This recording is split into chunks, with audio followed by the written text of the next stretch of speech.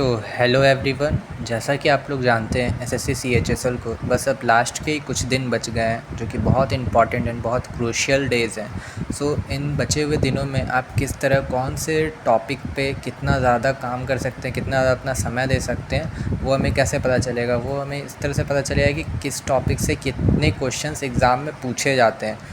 इस वीडियो में मैं आपको सब्जेक्ट वाइज चारों सब्जेक्ट के जो मोस्ट इंपॉर्टेंट टॉपिक्स हैं, जिससे वेटेज क्वेश्चन का कितना रहता है, वो मैं आप लोगों के साथ डिस्कस कर रहा हूँ। ये अप्रॉक्सीमेटली 4 to 5 इयर्स का एनालिसिस के बाद मैंने ये वीडियोस बनाया है। चलिए शुरू करते हैं। जैसा कि मैथ्स में सिंप्लीफिकेशन से 2 से 3 क्वेश्चन मान लीजिए कि आपके क्वेश्चन में पूछे ही जाएंगे। 2 से 3 question simplification. Percentage and profit loss को मिला के 2 से 3 क्वेश्चन यहाँ पे बन जाएंगे। एसआई और सीआई को मिला के 1 से 2 क्वेश्चंस बनते हैं। रेशियो और एवरेज को मिला के 2 से 3 क्वेश्चंस बनते हैं। टाइम एंड वर्क को मिला के 2 क्वेश्चन। अलजेब्रा और डीआई को मिला के 2-3 क्वेश्चन, कभी कभी 4 क्वेश्चन भी पूछे जाते हैं। आप इस पर भी ये अलजेब्रा भी बहुत इंपॉर्टेंट है। ज्योमेट्री एंड मेंसुरेशन को मिला के 5 से 6 क्वेश्चंस पूछते हैं आते एग्ज़ाम में। ट्रिग्नोमेट्री से 1 से 2 questions. Time, speed and distance से 2 से 3 क्वेश्चन। ओवरऑल आप देखेंगे तो ये कुछ चैप्टर्स है, लाइक 1 2 3 4 5 6 7 8 9, ये 9 to 10 चैप्टर्स ऐसे हैं जो कि बहुत इंपॉर्टेंट और बहुत वेटेज वाले चैप्टर्स हैं। ये चैप्टर्स से मोस्ट ऑफ द क्वेश्चंस आपको यहीं से मिल जाएंगे। इन लास्ट के जो भी बचे हुए आपके पास दिन हैं, उन दिनों में आप जब अपना प्रैक्टिस करेंगे, रिवीजन करेंगे, तो ये सारे जो चैप्टर्स और जो टॉपिक्स है, इन सब से आप क्वेश्चंस का वेटेज देख रहे होंगे कि कितना कितना किसका वेटेज है। उस अकॉर्डिंग आप अपने टाइम लेके इन सब पे प्रैक्टिस कीजिए, इस पे क्वेश्चंस लगाइए, जिसकी वजह से कि एग्ज़ाम में आपको दिक्कत नहीं होगी। अब बात करते हैं इंग्लिश। जैसा कि इंग्लिश में स्पॉटिंग एरर्स से 2 से 3 क्वेश्चन, इसमें आपका अलग अलग टॉपिक रहता है, जैसे वर्ब हो गया, एडवर्ब हो गया, प्रोनाउन हो गया, प्रपोजिशंस हो गया, नाउन हो गया, इस सब टाइप से। सारा का ओवरऑल मिला के 2 से 3 क्वेश्चंस आपके स्पॉटिंग एरर से बनते हैं, जिसके लिए आपको ग्रामर के सारे रूल्स को आपको ध्यान में रखना होगा अगर आपको 2 से 3 क्वेश्चन सही करने हैं तो स्पॉटिंग एरर्स के। फिल इन द ब्लैंक्स के 2 से 3 question fill in the blanks से भी बनते हैं। फिर सिनोनियम्स एंटोनियम्स, जो कि मोस्ट इंपॉर्टेंट है, ये 2-3 कभी कभी 4 क्वेश्चन भी पूछे जा सकते हैं। सिनोनियम्स एंटोनियम्स मिला के 1 वर्ड सब्स्टिट्यूशन से 2 क्वेश्चन पूछते ही है। ईडियम्स एंड फ्रेजेस से 2 से 3 क्वेश्चन ईडियम्स एंड फ्रेजेस के आ जाते हैं। क्लोजेस्ट टेस्ट से 5 क्वेश्चंस रहते हैं, जो कि ये फिक्स है, श्योर है, 5 क्वेश्चंस रहेंगे। ये पैराग्राफ वाइज रहता है, इसमें आपको 5 question fill in the blanks, 5 fill in the blanks रहते हैं, जो कि आपको सेंटेंस पढ़ के उसके अनुसार आपको ऑप्शंस लगाने रहते हैं। फिर स्पेलिंग एरर से 1 से 2 क्वेश्चन स्पेलिंग एरर्स के भी रहते हैं। सेंटेंस इम्प्रूवमेंट के भी 2 से 3 क्वेश्चंस आ जाते हैं एग्ज़ाम में। एक्टिव पैसिव नरेशन से 2 से 3 क्वेश्चंस बनते हैं। ये इंग्लिश का भी मैंने यहाँ पे एक ओवरव्यू आप लोगों को दे दिया कि इन सारे टॉपिक्स से क्वेश्चंस बनते हैं। ये सारे टॉपिक्स जो इंपॉर्टेंट है, क्योंकि आप जानते हैं कि 25 क्वेश्चंस आपके मैथ्स में आने वाले हैं, 25 क्वेश्चंस आपके इंग्लिश में आने वाले हैं, 25 जीएस और 25 रीजनिंग।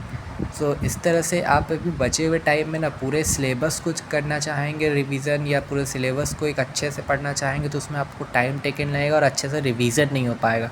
बट ये सब इंपॉर्टेंट जो टॉपिक्स है, ये सब को आप कर लेंगे ना, तो आपका समय भी बचेगा और अच्छे से रिवीज़न हो पाएगा और आप अच्छा वेटेज कर सकते हो। वैसे जीएस और जीके में स्टैटिक्स जीके, जिसके अंदर आपका हिस्ट्री, पॉलिटी, ज्योग्राफी तीनों सब्जेक्ट कवर होता है, इसमें से 8 to 10 क्वेश्चंस आते हैं। ये एक मेजर पोर्शन कवर लेता है क्वेश्चंस का, जिसमें 8 to 10 क्वेश्चन सिर्फ जीएस में आपका यहीं से आएगा। History, polity and geography 3 subject मिला के। करंट अफेयर्स, लास्ट 1 साल के करंट अफेयर्स पूछे जाते हैं एसएससी सीएचएसएल में, और इसमें 5 से 6 क्वेश्चंस इसमें बनते हैं। साइंस में आपका फिजिक्स, केमिस्ट्री, बायोलॉजी आ जाता है, 6 से 7 क्वेश्चंस आपके यहाँ से पूछे जाते हैं। और एक होता है ना मिक्स सेगमेंट में क्या होता है, बुक्स, स्पोर्ट्स, ऑथर्स, इस सब टाइप के क्वेश्चंस भी एग्ज़ाम में बनते हैं। ये अलग अलग शिफ्ट में अलग अलग वाइज वेरी करते हैं, कभी ये 2 से 3 आते हैं, कभी 1 ही आते हैं किसी शिफ्ट में, कभी 4 भी कभी कभी पूछे जा सकते हैं। ये रहा एक जीएस का ओवरव्यू। आप यहाँ से भी लास्ट के दिनों में इन सब पे काम कर सकते हैं। आप ये कोशिश कीजिए कि आप करंट अफेयर्स को, पिछले 1 साल के करंट अफेयर्स को आप मैगजीन्स हुआ या कोई 1 शॉट वीडियो हुआ उससे रिवीजन कर सकते हैं, और हिस्ट्री, पॉलिटी, ज्योग्राफी के आप पीवाईक्यू प्रैक्टिस कर सकते हैं। एंड साथ के साथ आप नोट्स, जो भी आपके अपने नोट्स होंगे, आप जहाँ से पढ़े होंगे, उसका आप रिवीजन कर सकते हैं। अब बाकी रहा हमारा रीजनिंग। चलिए जो रीज़निंग का पोर्शन है, रीज़निंग के लिए आपका सीरीज़ जो कि नंबर और अल्फ़ाबेट्स की जो सीरीज़ रहती है उससे 4 से 5 क्वेश्चंस आ जाते हैं एग्ज़ाम में। कोडिंग डिकोडिंग से 3 से 4 क्वेश्चंस, ब्लड रिलेशन से 1 से 2 क्वेश्चंस पूछे जाते हैं, एनालॉजी से 2 से 3 क्वेश्चंस पूछे जाते हैं, ऑड वन आउट से 2 से 3 क्वेश्चंस पूछे जाते हैं, डिस्टेंस और डायरेक्शन से आपका 1 से 2 क्वेश्चंस आ जाते हैं एग्ज़ाम में, वेन डायग्राम से 1 से 2 क्वेश्चंस आपके एग्ज़ाम में ईज़िली पूछे जाते हैं, और मैट्रिक्स मिसिंग फिगर्स जो मिसिंग फिगर्स रहता है उससे आपसे 3 से 4 क्वेश्चन पूछे जाते हैं, और सिनोनियम से आपको 1 से 2 क्वेश्चन। तो जैसा कि आप यहाँ पे देख रहे हैं कि कुछ ऐसे है टॉपिक्स जिससे कि क्वेश्चंस आपके बनते हैं। रीजनिंग एक ऐसा पोर्शन है जो आप सबसे जल्दी एग्ज़ाम में भी क्वेश्चन सॉल्व कर सकते हैं। आप मान के चलिए अगर आप रीजनिंग 10 से 12 मिनट में एग्ज़ाम में 25 क्वेश्चन रीजनिंग का अटैम्प्ट कर ले रहे हो ना, तो आपका समय बहुत बच रहा है। वो बचे हुए समय को आप मैथ्स में लगाइए, क्योंकि मैथ्स में क्वेश्चन सॉल्व करने में थोड़ा समय लगता है, बट रीजनिंग एक ऐसा पोर्शन है जो कि बहुत जल्दी क्वेश्चन सॉल्व होता है। तो आप बचे हुए लास्ट के कुछ जो दिन है आपके पास बचे हुए, इसमें आप कोशिश कीजिए कि आप रीजनिंग में अपना पकड़ अच्छा बना ले। ट्राई कीजिए कि रीजनिंग आप कम से कम 22+ क्वेश्चन सही कर पाए एग्ज़ाम में, जो कि आपके लिए एक प्लस पॉइंट रहेगा। और नेक्स्ट, सो ये तो रहा चारों सब्जेक्ट का, मैंने आपको यहाँ पे ओवरव्यू दे दिया। इसके अलावा मैं आपको एक और चीज़ बता रहा हूँ, ये लास्ट के दिनों में आप सबसे ज़्यादा अपना जो समय है ना वो लगाइए प्रैक्टिस पे। आप जितना ज़्यादा प्रैक्टिस करेंगे उतना ज़्यादा आपके लिए अच्छा होगा। रिवाइज़ कीजिए योर सेल्फ नोट्स, आपने जो भी आपका अपना ओन नोट्स होगा जो आपने बनाया होगा इतने दिनों में, उसका आप रिवीजन कीजिए, उस कॉपी से रिवीजन कीजिए। क्योंकि नोट्स बनाने टाइम ना क्या होता है कि हम नोट्स तो बना लेते, 2 कॉपी भर गया, 3 कॉपी भर गया, 4 कॉपी भर गया, कॉपी भरते गया पढ़ने टाइम, बट जब लास्ट के दिन रहते ना हम उसी नोट्स को यूज़ ही नहीं करते। सो हमारा जो इतना दिन का मेहनत रहता वही बेकार हो जाता है। सो नोट्स बहुत ज़्यादा इंपॉर्टेंट है। हम लास्ट के दिनों में क्या करते हैं, इस यूट्यूब चैनल पे गए, यहाँ गए, वहाँ गए, वहाँ गए, 10 जगह बेकार का घूम रहे। सबसे अच्छा है कि आप जो भी 6 महीना, साल भर, 1.5 साल, जितने भी दिनों से आप तैयारी कर रहे हैं, आपने अपना नोट्स बनाया होगा। सो ट्राई कीजिए आप अपने उन नोट्स पे ही रहिए, वो नोट्स पे ही पढ़िए, क्योंकि वो आपने खुद से बनाया है। उसमें जो भी आपने लिखा वो आपको बहुत जल्दी समझ में आएगा। सो आप उस नोट्स को कीजिए। मॉक टेस्ट, आप कोशिश कीजिए कि आप वीक में एटलीस्ट 2 मॉक टेस्ट तो दे ही दे। इन लास्ट के दिनों में 2 से ज़्यादा 3 दे देंगे तो और अच्छा है, लेकिन 2 तो पर वीक 2 मॉक टेस्ट देने की कोशिश कीजिए। और सिर्फ मॉक ही नहीं देना, उसका मार्क्स को एनालाइज़ कीजिए और देखिए कि किस टॉपिक पे गलत हुआ, वो टॉपिक को फिर से रिवीजन कीजिए।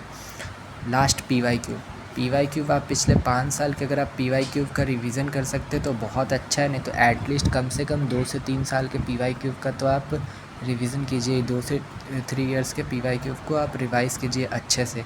तो ये जो 4 चीज़ है ना, ये आपको बहुत ज़्यादा ही मतलब आपके मार्क्स को बूस्ट करने में ये 4 चीज़ ही हेल्प करेगा। Practice, revise your own notes, mock test and PYQ. ठीक है, सो होप सो आपको ये वीडियो अच्छा लगा होगा। ऐसे ही चैनल पे बने रहिए, ऐसे मैं और भी वीडियोस लाता रहूँगा। सब्सक्राइब करके रखिए चैनल को, ताकि और भी इस तरह के इन्फॉर्मेटिव वीडियोस चैनल पे आए तो आपको उसका नोटिफिकेशंस मिल सके।